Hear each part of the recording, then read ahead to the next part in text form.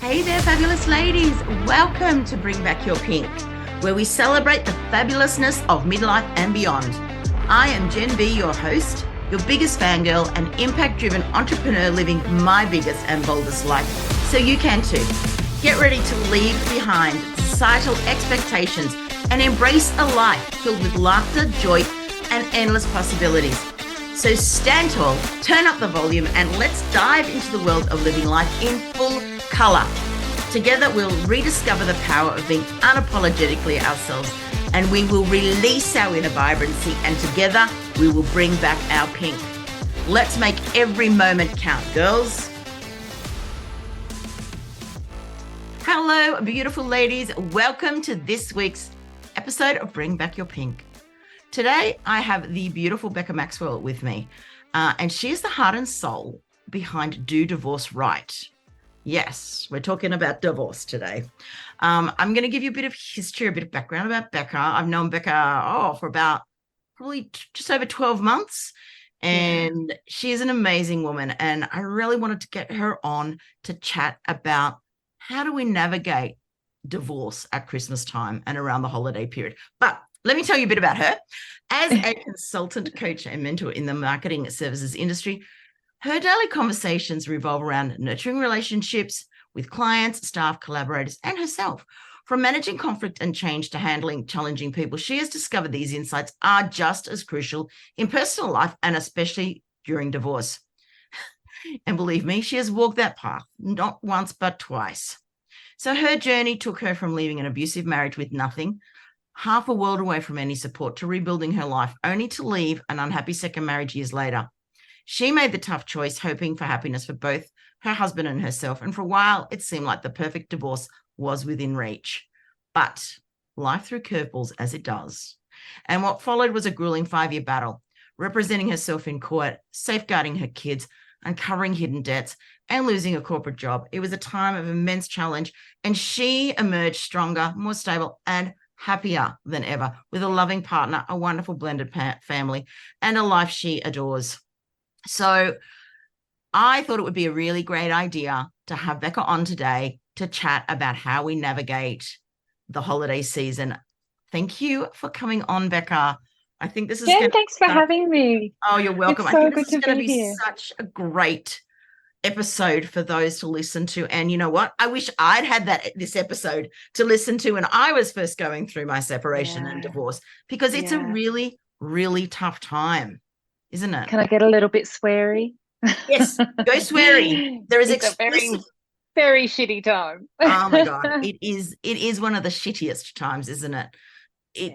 Yes, it Even really is. honestly, even if we chose that separation or the divorce for ourselves, even if with the best intentions, which was my second one, right? I want us all to be happy. We are going to be better apart than we are together. Even then, those first holidays, even if it's not Christmas, the first holidays are tough. And look, I know that your audience is in midlife and I'm in midlife. I'm heading towards 50 and I have children in school still. So I know your audience will have children, potentially have children at different ages. Perhaps they're not even at home anymore. But there's this whole new dynamic of things aren't what they used to be. How do I create memories for my family that are going to be different? It's like the pressure of holidays are supposed to be the best, happiest time ever. It's like, well, why do I feel like shit? I don't want to play that game. And So yeah, Christmas, I get it. yeah, and Christmas I feel is a particularly emotional holiday as well, because we're talking in midlife as well, but some of us will have lost their parents, be grieving over that, and then to have a separation come in and really knock your feet out from underneath you, like this makes for really, really traumatic times and stressful It and feels like a upsetting. lot of pressure. It feels like a lot of pressure to have the perfect everything all together, right? So let's All take that those pressure off everybody. Exactly. We all want to see those perfect Christmas pictures, don't we? No. Yeah, yeah, we want the pretty Christmas tree and the big present. I think it's just about, honestly, I think the pressure is partially put on ourselves. Let's not blame society or consumerism or whatever, but we do put pressure on ourselves to We do. create memories, to create meaningful memories at a time where we get to come together. 100%. Right? And it's interesting. I shared a story in my branding page just recently about how I've suddenly turned into this crazy Christmas lady, which I kind of am a bit now, because like I'm being ridiculous at the moment. Like I'm there, fluffing the tree and it's a new theme and I'm making it perfect. And I'm like, really, Jen? Who cares? I care. But it goes back to my mum's last Christmas. And it was the last Christmas that she was with us. And I just had this feeling that that was going to be the case. So I wanted to create those memories and make this beautiful Christmas, which we did have. And now I do have those lovely memories. But we do put so much pressure on ourselves to do this. We do. And really, we don't have so to.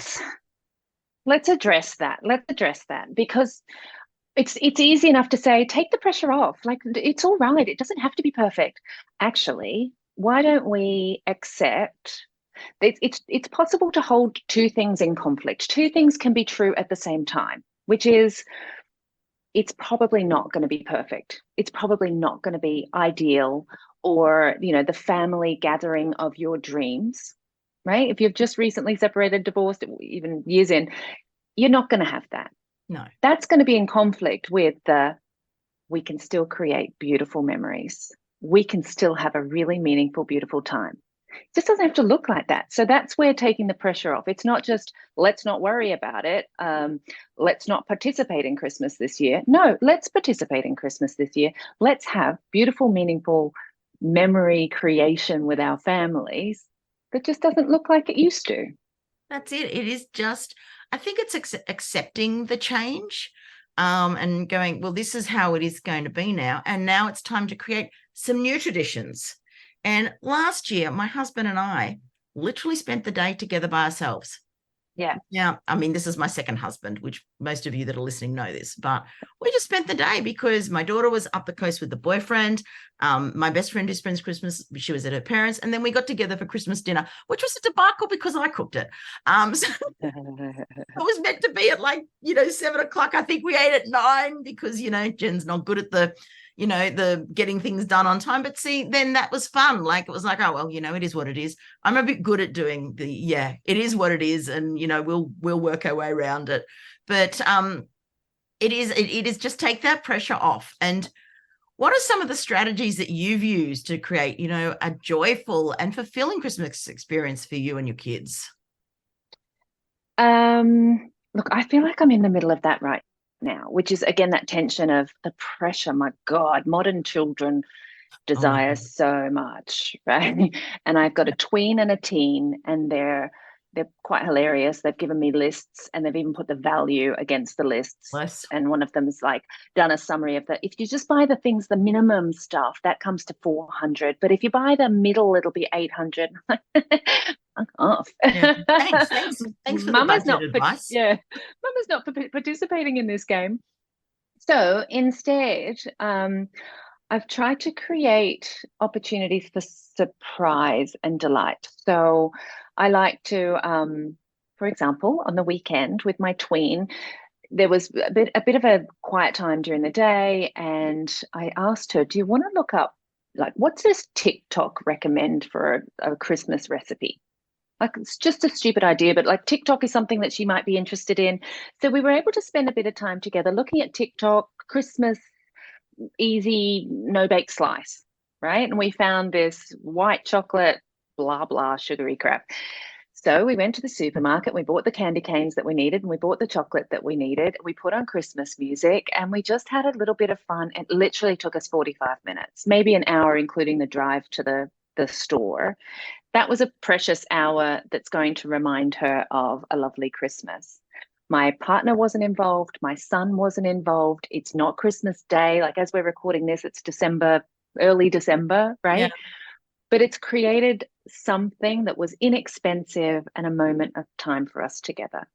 So it's just looking for those little ideas of, I tell you what, I've got a fabulous download. DM me on Instagram, Fun Holiday, and it's a bunch of lists of inexpensive, easy things that you can do to inject a little bit of fun mum and fun solo time now. But that's an example of what I'd be looking for. What I'd be like, how do you come together and create some nice memories that's What? not about just getting together for lunch and opening lots of presents? Yeah, and that is a great idea. And I actually love what you did. And one, can you please actually send me that recipe? Because it sounds like Yes. something I could cook well. But yes, go and download that, because honestly, that would have been something I would have loved. Chelsea was 7 when my ex and I split up. And what we did is the local church actually had the gingerbread house decorating. Like Yeah, put that on. yeah. So we went to that every year, and we each made our own house. And Beautiful. that was something that was Yeah. really fun and that we looked forward to. And I've actually bought one this year From that IKEA oh no, or the supermarket. I've got it from a place called Lulu and Stone, and it's really pretty. And I'm like, oh, I need that. But I'm gonna actually, Chelsea's 26, and I'm gonna get her Yeah. to come It's up and still a help me beautiful, do it. fun thing to do. Yeah, how fun. 100%. I've done that with the kids a couple of years in a row. I'll tell you another one, which is about the pressure of the holidays more than it is about Christmas itself, right? Because this is a big extended period. And if you're single parenting, it's a lot to juggle. You've probably got a job. The kids are on holiday for a big break. One of my favorite things is to do school holiday bingo. And this is a list of, like, if you think of a bingo card, right? 5 across, 5 down, just a grid of 25 squares Mm-hmm. of activities that the kids can do without my help. So it might be wash a dog, or pack a picnic and go to the park with your sibling, or write a letter to your grandmother and post it, right? So just a list of 25 things. And as the kids do these activities without my help, because I'm busy working or Yeah. preparing stuff or like getting on with Yeah. busy life, they cross these things off. If they get a line, they earn a reward. It might be like $5 of online spending. And if they get 2 lines, they get a different reward. It might be a new book or $20 at Kmart. And if they get the whole board, it's a much bigger, it'll be like a whole day outing. I'll take them to a water park and spend the whole day doing some fun stuff. But they're motivated by the rewards, but also it Yeah. gives me a huge amount of child-free time where they're creating memories, having a wonderful holiday, and it's mum's school holiday bingo. And I get all these like kudos for being fun mum, I love it. I love it. right? Oh, I wish I'd known you, like, 19 years ago when I was trying to figure out what the heck to do. I'll create one for children in their 20s and I'll send it Yeah, over. I can just imagine. Here, Chels, here's because she's on holidays from uni. However, Right. she's working at the moment. Like, she works in Yeah. disability support, as a matter of fact, because she's studying OT. So she'll be out and about. Amazing. Yeah, she'll be Good out and for about her. for the whole time. So Can we talk about that? Can we talk about that a little bit? Because it was yes, literally going to lead into my next point, because of you course. mentioned a little bit earlier about loneliness over these holidays. Yeah. And I'm just putting together this loneliness and the fact that your daughter is working with disability, right? Mhm. One of my key suggestions for overcoming loneliness during a holiday period is to offer support to people less fortunate than you. My first Christmas alone, like you mentioned earlier, it was a violent situation. I had no choice but to leave. I knew I couldn't stay. I needed to look after myself. But it was, I think, November when I left. It was heartbreaking to think that the life I had imagined for myself was no longer possible. What am I going to do? Sit and eat ice cream at home through the whole Christmas period? I was half a world away from family or friends, because most of my friends had been built up in that marriage. Like, Mhm. it was a scary time. And so I signed up to volunteer at essentially a soup kitchen, and they required quite a big commitment, like 3 days, 3 full days of being there. I was like, I just wanted to do Christmas lunch. But anyway, I made the commitment and I went down, and it gave me perspective, Yeah. obviously, right? My sad story is still one of relative privilege. It gave me an opportunity to meet other fabulous humans who weren't doing the traditional Christmas that year. Mhm. And it gave me a really special memory that I'm never going to forget. That was what an incredible experience to have. Mm. So if you know you're going to have, from the 26th to the 29th on your own, or 25th all day, Is there a Meals on Wheels that you can offer to help at? Is there a Mhm. local library that's doing an event for anybody? Is there something in your community where you could just spend some time? And it, it's just quite a lovely way to connect with other humans and not dwell in your own experience. Yeah, and not to get bogged down in self-pity, because we do that. We're human, and that's what we do, and we feel very sorry for ourselves. And sometimes it's really good to have that slap in the face, go, whoa, It's whoa, a reframe for it's sure. It's, reframe. yeah, things are awful. Like, again, that conflict, right? It's possible for these two things to be true. Things are awful for me, and I never, ever want to experience this again. However, things are probably really awful for somebody else too. And I can offer help. I can reframe my grief and sadness and still be of value to somebody else. It gives you a bit of Absolutely. purpose. It gives you a little bit more perspective on the idea of um, we can be self-indulgent. I think it's okay to admit to ourselves, it's okay to not be okay. It's 100%. okay to eat ice cream in bed all morning and watch Netflix and then get your ass up, have a shower, and go to help out at Meals on Wheels or whatever. Exactly. And it is like, let's be honest, in these periods, seriously, if you want to eat the whole bucket of ice cream, eat the whole bucket of ice cream. No one's judging You you. want to No one, sit and read a book it's all day and okay. drink champagne, do it. It's not about it's about actually doing something that is, I guess, self-care for you. I mean, if you want to go and sit in a long warm bath, even though I don't know if you'd want to do that on Christmas, but anyway, because it's so hot. But if you want to So, go and or if you want to take yourself off to a hotel as well, like there's all these things that you can do. But I actually have to say I love so much what you've suggested, to go and help out, because I know Charles, this is obviously Chelsea's job, yeah. but she also puts herself on for Christmas Day because some of her people are by themselves. Yeah. So whether she'll get called, like get rostered on or not, who knows? But she would do that, and if she was doing it Christmas Day, no doubt I'd send some Christmas cookies. I mean, let's be honest, people. Those of you that know me well know that I only have a kitchen because it actually came with the house, but I can Yeah. I can bake. So, yeah, it's about, I guess, just it is reframe. It's such a Yeah. reframe. Another thing is, that idea of having some purpose or being of help to somebody means that you Yes. are of purpose. That can be even smaller. So, what about house sitting in your local area or walking somebody's dog because they're going to be out all day at their Christmas events? Can you just get on a Facebook group in your local community and say, hey there, I'm going to be home Christmas afternoon and I thought it might be fun to give some company to the dogs in the neighborhood. Whose dog is going to need a walk because you're out and about? You're busy.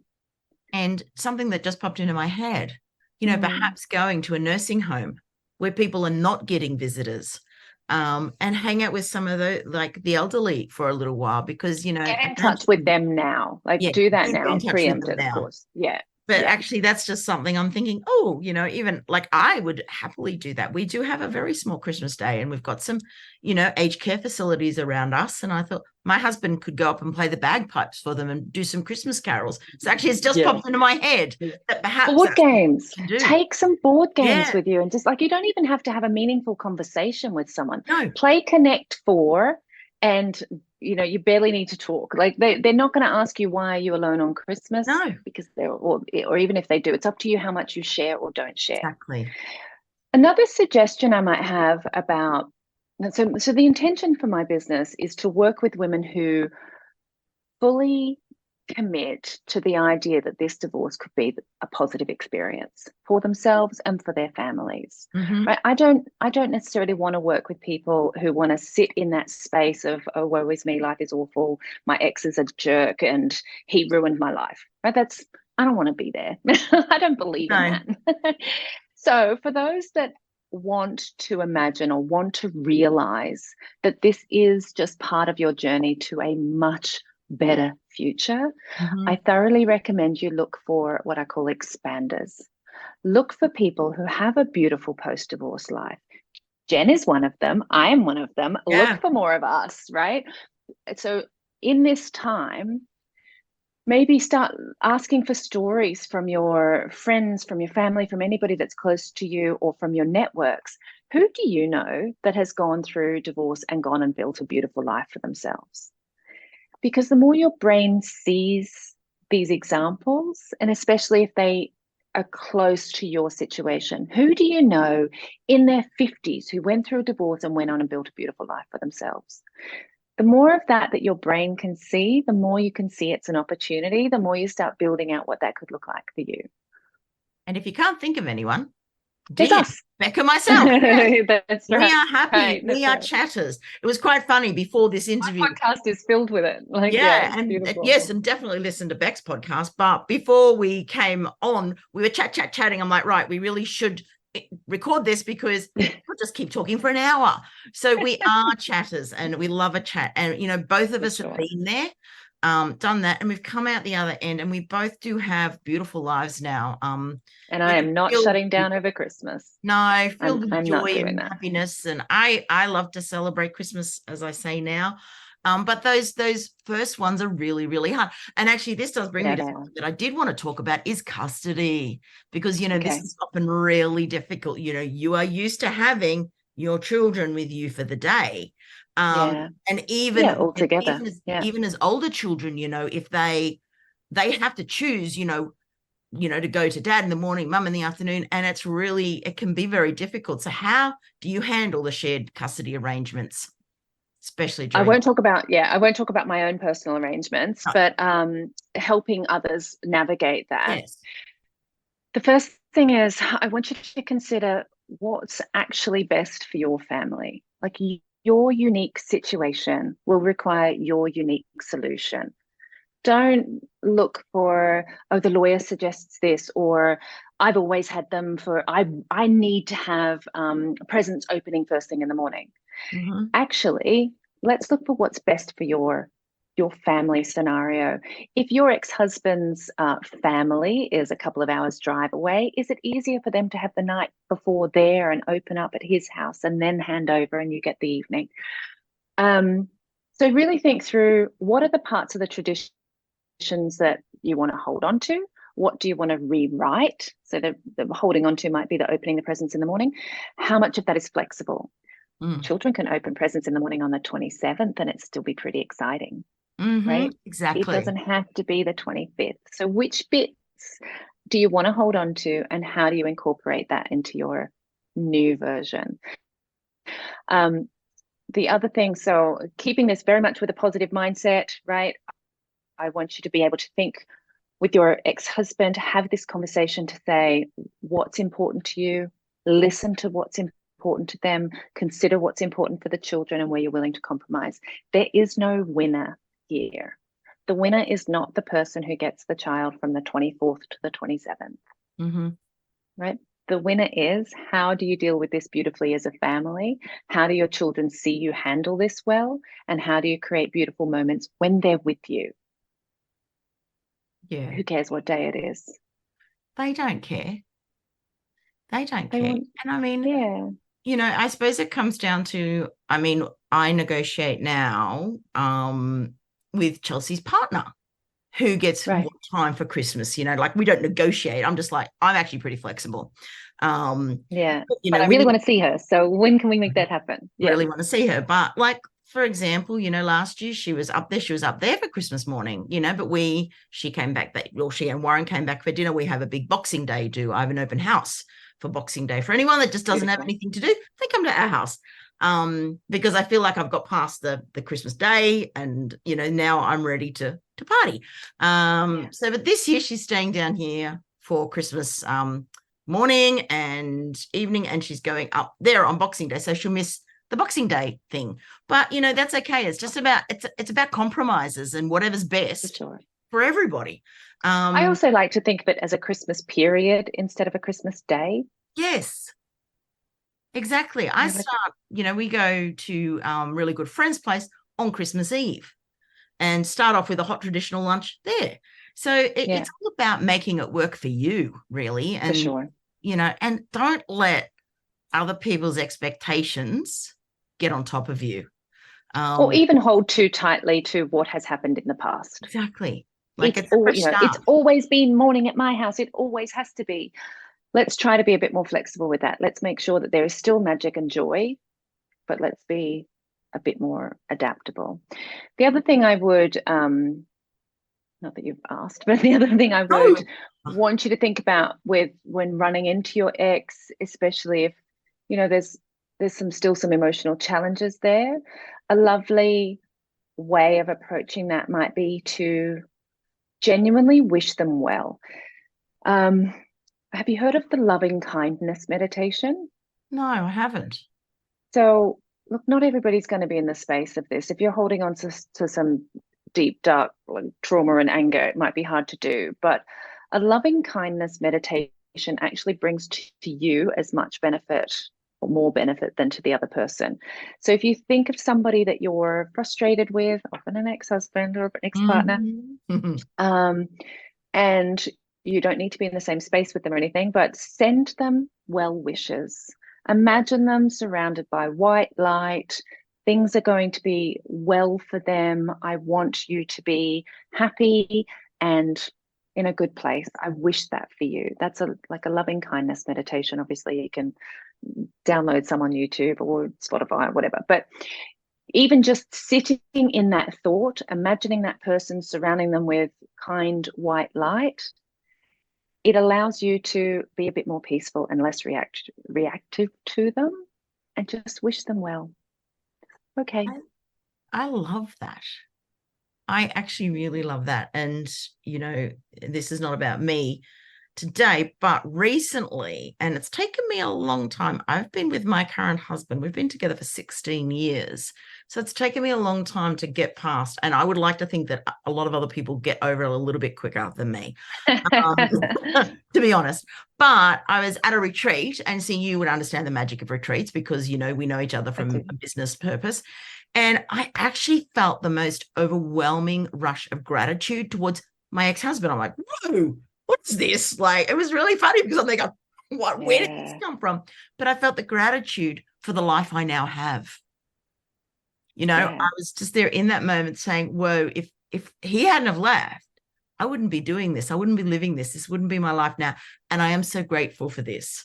So, it does. And it definitely is. It is possible to get to that way sooner than you did. I promise know. it is. It took me a while. I'm not recommending 16 years. People, it's actually longer than 16 years. I'm not recommending that. Because, let's be honest. I mean, I had some very, very tough times over that period. But and it also doesn't need to be an accident. Right? You don't have to wait for that feeling to come. You can create that, which is what this loving kindness meditation is. And that's what I liked it. That helps you get there. Yeah. And that's why I liked it so much, because I wish I'd known about that a little bit sooner, because perhaps I could have actually, created it for yourself. Yeah. I tell you, just to clarify for anybody who's listening to this that thinks, oh yeah, fine for you. You're like a positive divorce lady. I'm a positive divorce lady in spite of going through 2 very ugly divorces. So it's not that I had the most positive experience and therefore I can teach it. Actually, I've had horrendous experiences and I can teach it. I can teach it because those horrendous experiences have not stopped me from absolutely loving my life and building something gorgeous. And that's what I want for people. And the loving kindness meditation is a big part of that, which is I am disappointed that he continues to try to influence me in a negative way, but he doesn't actually. And I do wish him well. Obviously, I'm thinking of one of them in particular. I feel like I need to know more about these, but however, I am in a very peaceful place myself. But that moves on to something I did want to talk about, because let's face it, we are going to have some unexpected emotions, especially arising through our first Christmas when, we are still probably grieving. Sure. There is some trauma. And how, what are any tips that you have for dealing with those unexpected emotions? Oof, there's so much in there. Emotional Oh, regulation is an art, right? It's something that you do need to work on. absolutely. But I suspect if you've gotten this far in life, so if you're listening to Jen's podcast and you're in midlife, you have already you already have built a basket of techniques that help you behave well in difficult situations. So think about those. What is it that you do? In what ways do you behave when you're at the best version of yourself? And how much of that are you doing right now? For example, when you've been the best version of yourself, maybe you've been exercising quite a lot, or maybe you've been staying active. Maybe you've been spending time with friends. Maybe you've been journaling, maybe whatever. So let's look at the conditions that have in the past allowed you to be the best version of yourself. In addition to that, start looking for techniques. Look, we could have multiple hours of a discussion around techniques for emotional regulation. Um, but they're not all going to be right for everybody. But look for the techniques that help you calm in the moment and allow yourself to buy some time. I'll give you two. I'll give you just two really short ones to try them on to see if they work. Presumably, you wear some jewelry, right? So maybe let's say somebody's wearing a necklace. I want you to actually, Brene Brown taught me this technique. She's wonderful. She has a ring, presumably her wedding ring, who knows? Maybe you wear a ring. She turns it 3 times before she responds to a request. Because she found that she didn't have good boundaries in place, and people would ask her, can you bake cookies for the school play or whatever? And she'd be like, yeah, sure, I can do that, knowing that she full well that she didn't want to. So she's made herself turn her ring 3 times and decide and repeat this mantra of discomfort over resentment. I would rather have an uncomfortable conversation with this person right now than resent them later. So let's look at, well, what mantra could you use in that place? It might be, I'm going to play with my earring for a moment and think, respond, don't react, respond, don't react. And it just buys you a moment to catch your breath and think about, how do I actually want to respond in this moment? Because your temptation will be to just like, Yes. yell or respond to that inflammatory text or whatever it is. Buy yourself some time, give yourself some calm. So that was one technique, right? Respond, don't react, find your piece of jewelry, whatever you need to give yourself that time. The second one, which essentially does the same thing, but I find it works for me in really high tense situations. So if I have to go into the family court, or, if I'm somewhere where I'm going to feel under attack, I take my thumb and touch each of the fingers of the same hand. So first thumb to forefinger, thumb to middle finger, thumb to ring finger, thumb to pinky. And I say, peace begins with me. Peace begins with me. And again, that calms me down, but also I don't have to say it out loud. I can do it under the table. I can do it behind my back. But it reminds me that I have control over this situation. I can influence how I feel about what's happening right now. I can choose to be at peace, even if that person is behaving like a right moron. And I find that really helpful.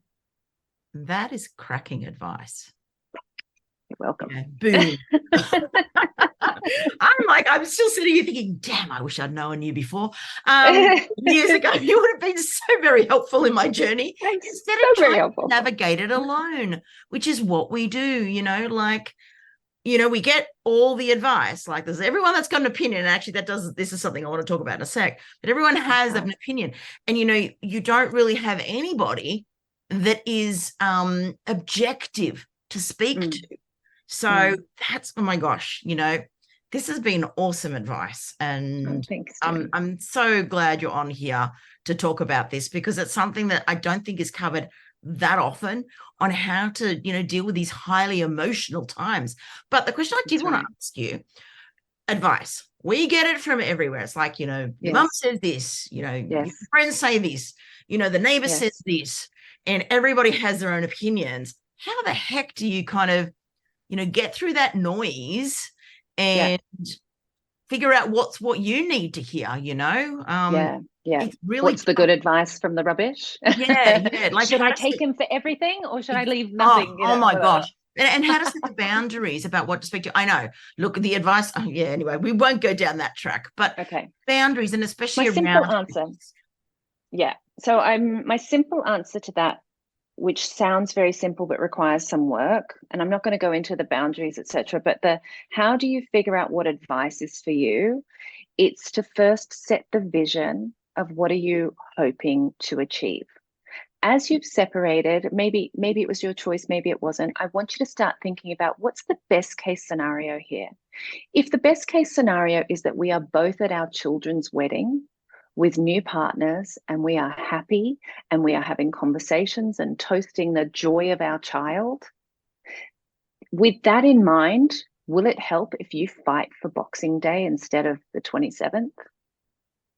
Or with that in mind, will it help if you hold on to the idea that you have to have the car and he has to have something else? Or with that in mind, what can you let go of? And what do you think you need to hold on to? That's so good. Sorry, I'm like literally sitting here listening to you. Think, oh, hang on, this is my podcast. You're the host. There's something else I've got to say. Because this is such good advice. Girls, this is such good advice. I've said this multiple times through this interview. I truly wish I had someone like Becca in my corner when I was going through this, because that's why I'm sitting here so quietly listening intently. Like, you can't see me, but that's what I'm doing. I was like, right, I have to ask something now. This has been so good. If you had one parting piece of advice for our ladies that are listening about how to handle this Christmas period, what would that be? Gosh, I would like you to remember that everything is temporary.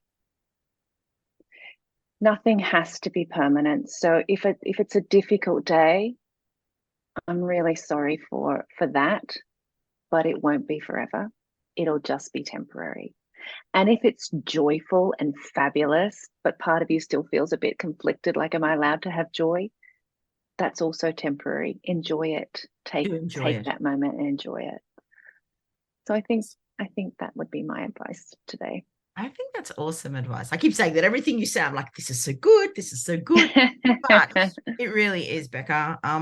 Thank you so much for coming on. And I know it's a really busy time of the year. Where can everyone find you? Sure. So probably easiest to DM me on Instagram. Find me on Instagram. I'm at Do Divorce Right. I have a website, dodivorceright.com. I've got an online program actually, which is Thrive Divorce, and it's evergreen, so you can jump in any time, and it's all the modules to help you with that emotional regulation and how do you set that intention for yourself. And there's hypnotherapy in there to calm your busy, terrified mind. So the program itself is lovely. I obviously do one-on-one coaching, and that download we mentioned earlier, DM me, fun download, and it'll come to you. But yeah, I think just slide into my DMs on Instagram. Like I said, I'm not taking a break over Christmas. If I've had a glass of champagne, I won't be answering the messages, but I won't be very, very far away. And Becca will be coming back next year and next season to talk about, other techniques. But I really just wanted this episode because we are coming into what is, as I've said, oftenly a very emotionally traumatic time for a lot of people. So thank you so much, Beck. My pleasure. I'm so thrilled you've been on here, and I look forward to chatting again next time. For the ladies that are listening, don't forget, always stay pink. Anyway, I shall catch you next time. Bye. Hey, ladies, I created this podcast because I know we need more of it to help us bring back our pink and live our best lives. But guess what? We can't do this alone. So if you loved this episode, let's spread the word. Share it on your socials, send it to a friend, and don't forget to write us a review. By doing this, you become part of the movement to bring back your pink and inspire others to do the same. I'm incredibly grateful to have you in my world as we live life in full color and become our authentic selves. Together, we're unstoppable. Let's keep rocking and bringing back the pink.